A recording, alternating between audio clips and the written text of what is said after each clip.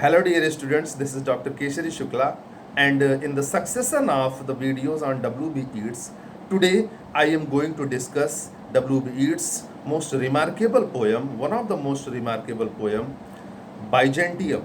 Byzantium is my personal liking. I like very much this poem because of its description of symbolism in it, and because of its mystical approach what W.B. Yeats has employed here. Students, this is the poem which is the mix-up or the association of the philosophic approach of W.B. Yeats and the historical background of Rome.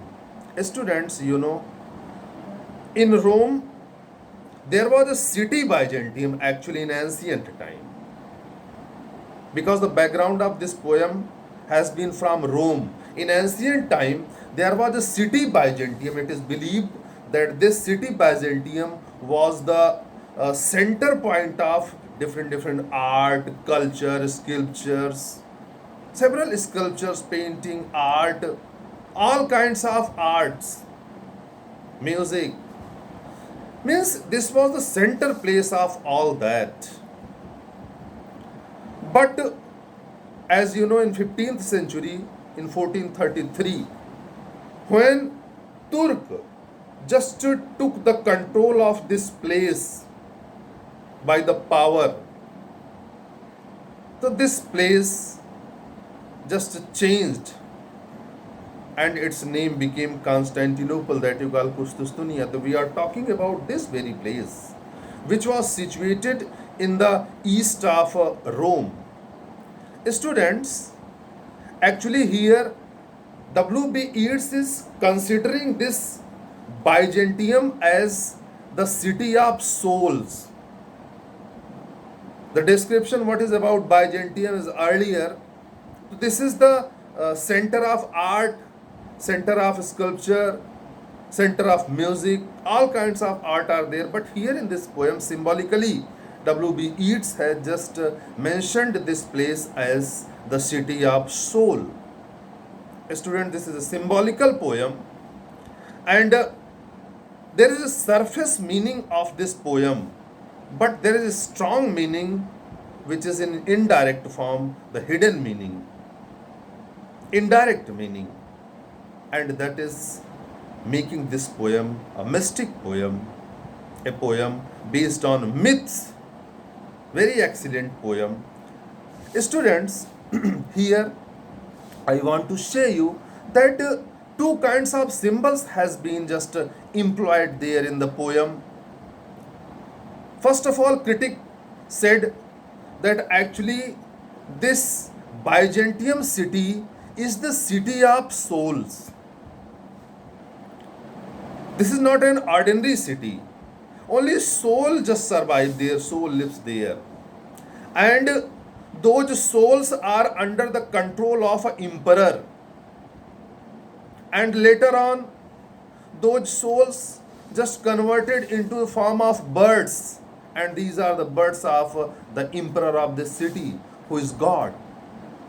So here in this poem, W.B. Yeats has tried to just tell how the souls are created in a furnace, how the generation of soul you get in different parts of in the form of bodies later on, as you have studied in Indian philosophy, and there is no end of these souls. Ultimately they are purified and again just gone into the into super soul, in the association of super soul. This is the initial meaning of this initial symbol what W.B. Yeats has just implied in this poem.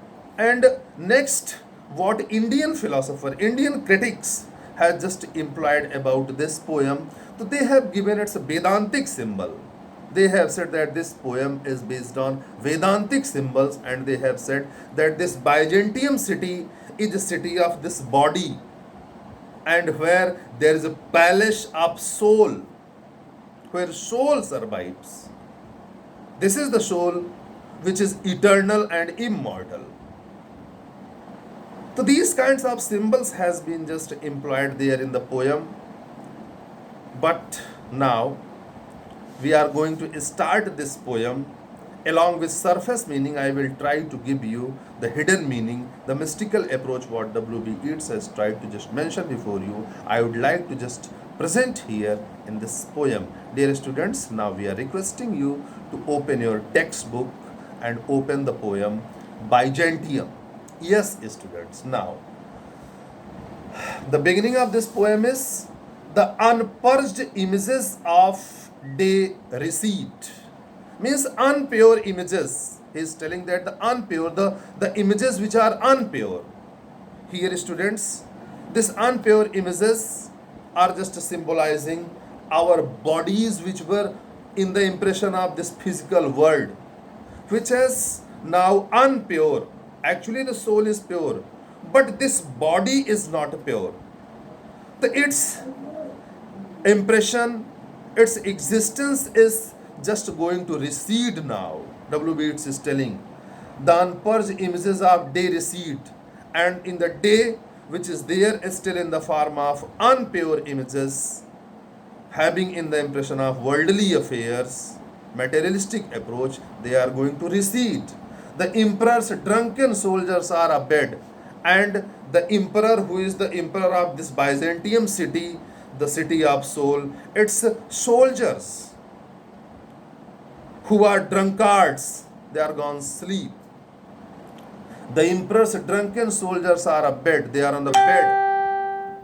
So they are actually drunken soldiers. Actually, students, you can understand that these sensory organs, actually what just influence this body.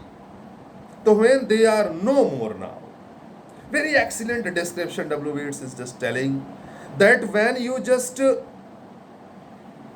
make your sensory organs, your senses, the senses, eyes, ear, nose, tongue, your body, your skin, these are the things what make you attracted towards the world. When you take control on it, when you just take control on your emotions, so then the real existence of soul just comes before. Otherwise, it is hidden. He is telling that the unpurged images of day recede, the impressed drunken soldiers are abed, night resonance recede, and the useless things of night, the images of night, the sounds of night are just gone back. Night walker's song after gate cathedral song, and the bell singing, the bell ring in the cathedral, in the church. Now in the night, the devilish kind of the ghost starts just pronouncing, their images are just shown there in the Byzantium city. The supernatural elements start showing, all these things are there, and a star like our moon dome destiny. Very excellent line. He is telling that in this moonlight, what an excellent domes are just before us of this Byzantium city, of this palace. The palace, excellent and shining domes are there.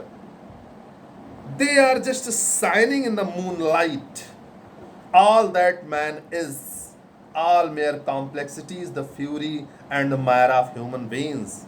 But man has no time to watch the real glory of the city of soul. Man has no time to just take interest in soul, because he is just there in the complexities of the world, in the materialistic approach of the world. He must look towards that, towards the soul. He must just take interest in the superiority of soul, which is actually the part of super soul.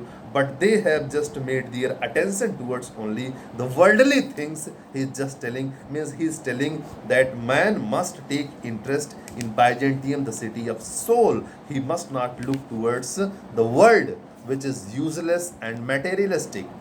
Further, before the floats and images, man or said, he is telling that now we are watching. W. Yeats is telling that in Byzantium we are watching a special kind of image now. We are quite confused. Before the floats of image, man or said, I am just confused. This is the image of a man, or this is a shade only. He is confused. Shade more than man, more image than a shade. He is telling that this image is not image, because this image is looking more like a man. But actually, there is no existence of man. That's why we can say that this is not a man, but actually, its soul, actually, its a shade is there. What the real existence of life we are watching before us? This is only the shade of real identity of life, that is in the form of soul. Soul is the real, body is nothing. Students, for heads, bobbin bound in mummy clothes may unwind the winding path is telling. Now, this image, what is there in the form of soul? Now, W. Bates is telling here that this image is actually presented here in the form of dead body, and this dead body is moving dead body in the form of mummy, as a dead body is there. Students, is very nice that the real life is in soul. What body we are just carrying before us, moving with the body, this is dead body, this is nothing, this is dead. Only the life is there, it is in soul.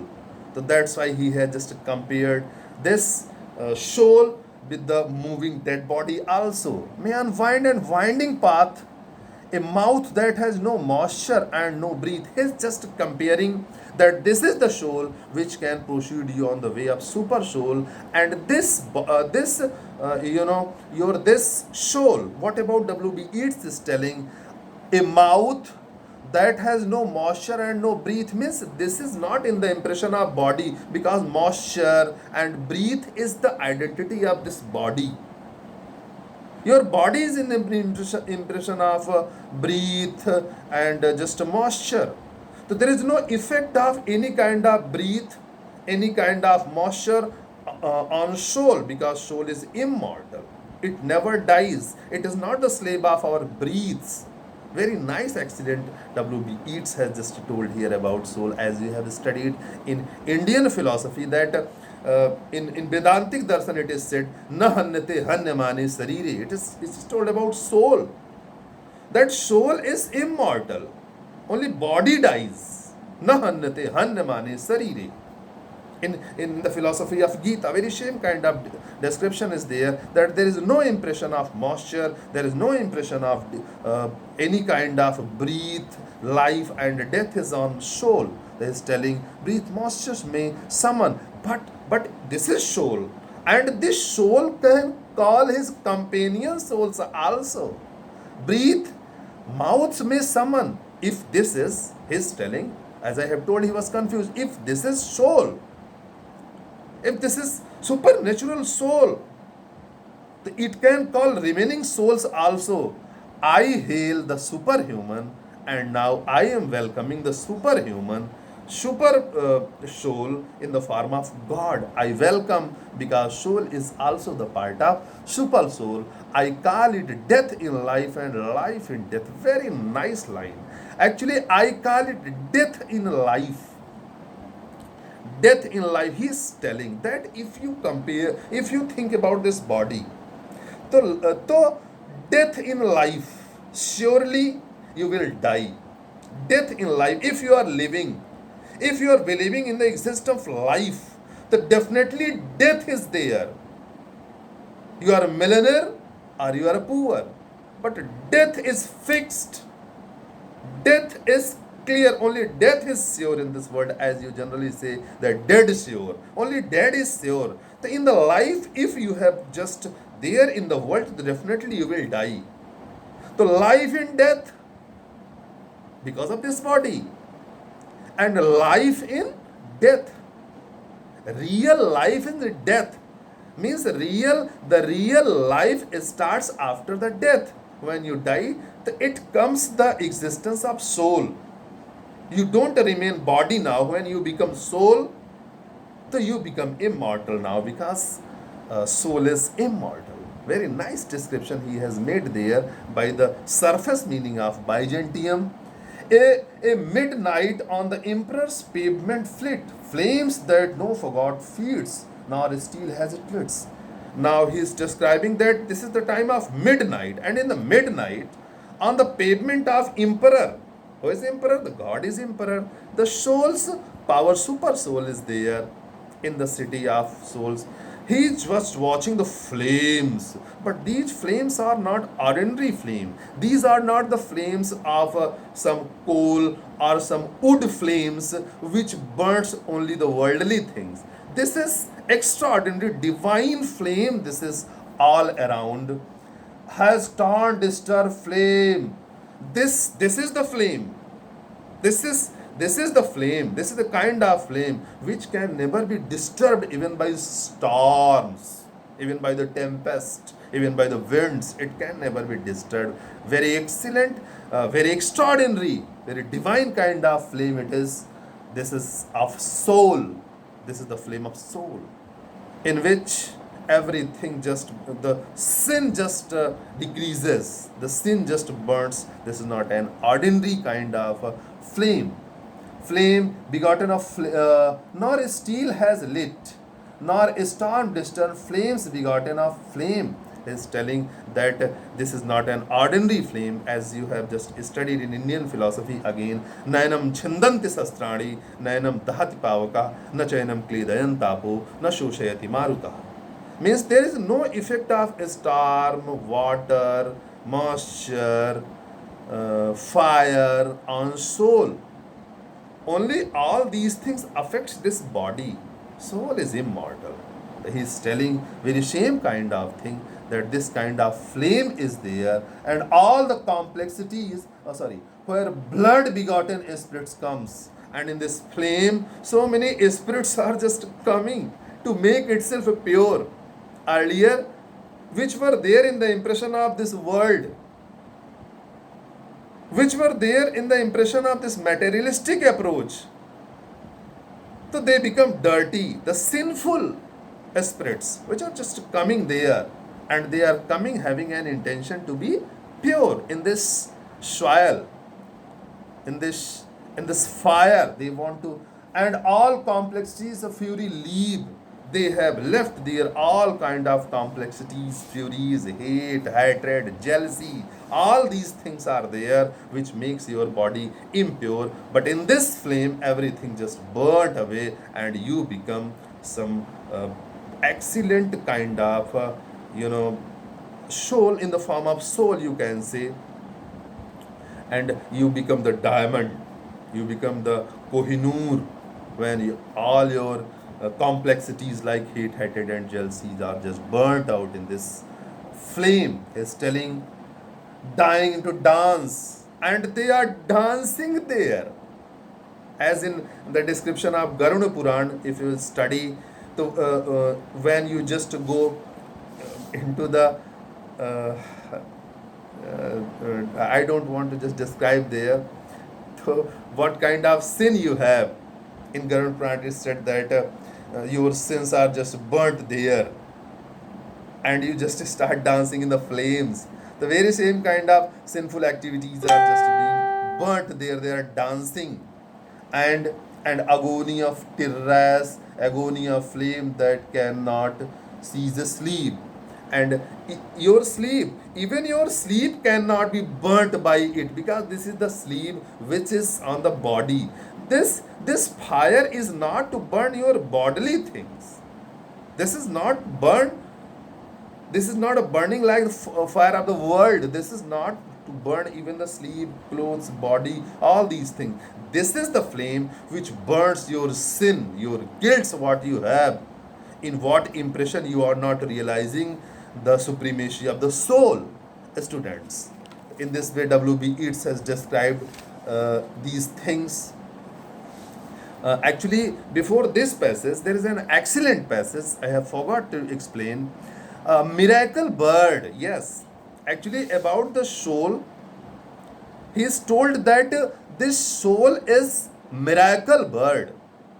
Miracle bird are golden handiwork. He is telling that this golden bird is actually the bird of soul. More miracle than bird are handiwork. But this bird, what W.B. Yeats is just watching, students, this is not an ordinary bird, but this is the bird created by super soul, the God himself. Plant are the star-like golden boughs, can like the cocks of its crow. And it is sitting on the golden boughs of heaven like. This city, which is the soul, which is the city of soul, on the golden boughs of this city, this soul is there. And it is the place of this soul. Can like the cocks of heads crow. This is looking like an ordinary bird, but this is not an ordinary bird. Or by the moon embedded is called cloud.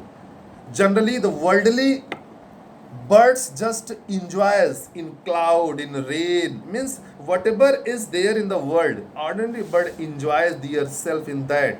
But this bird, this golden bird in the form of soul, it dislike this world, because this world is not a real world. This is the materialistic world. It is not a reality what is shown before us, before our eyes. That's why the super soul, the soul doesn't like the bird which is in the form of soul is actually there. It doesn't like it.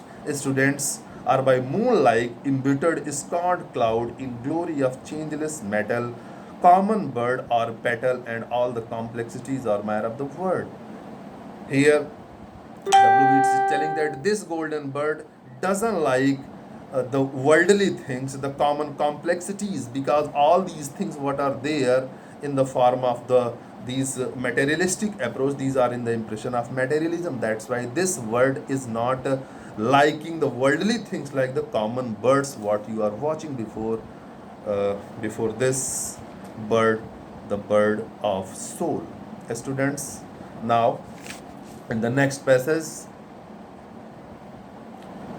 now he is telling that the astral on the dolphin's mire and blood. He is telling that the souls are just now coming towards this flame, just sitting on dolphin. Dolphin is here in the form of messenger, you can say managing messenger kind of. So souls are just coming towards on dolphins, a spring after a spirit after spirit. Means so many spirits are coming, spirits after spirits and spirits after spirits. So many spirits are coming, so many souls. They are not soul actually, they are spirit. Means they are in the impression of the world. The smithers break the flood. Here smither.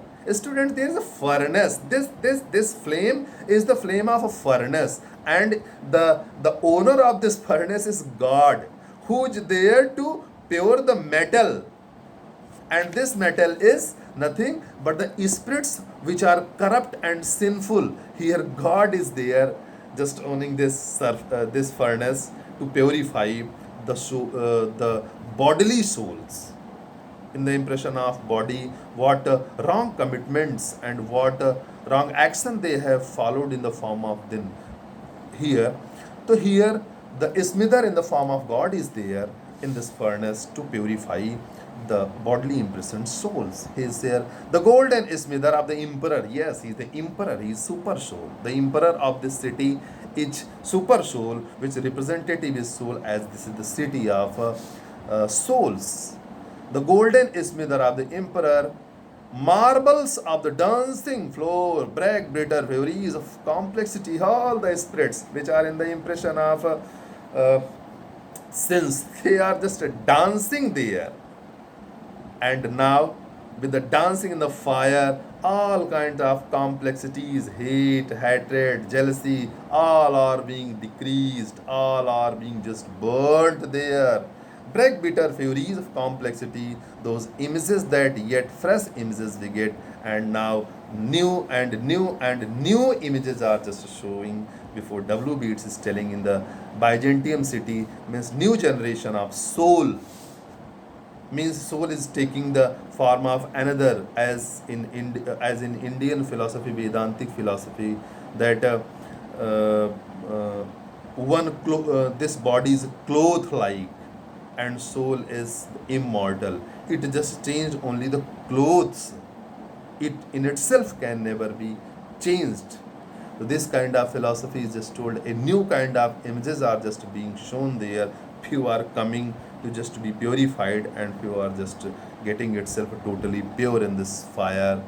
Fresh images beget that dolphin torn and Kong tormented sea.